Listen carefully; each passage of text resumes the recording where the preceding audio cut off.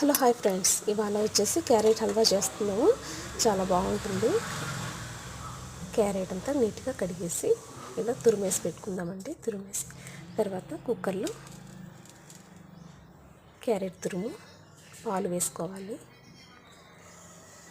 మిగడ పాలు తీసుకున్నాను. పాలు వేసేసి కుక్కర్లో 2 విజిల్ పెట్టుకుందామండి. 2 విజిల్స్ వస్తే సరిపోతుంది. విజిల్ పెట్టేసాను. 2 విజిల్స్ వచ్చి తర్వాత షుగర్ యాడ్ చేసుకుందామండి.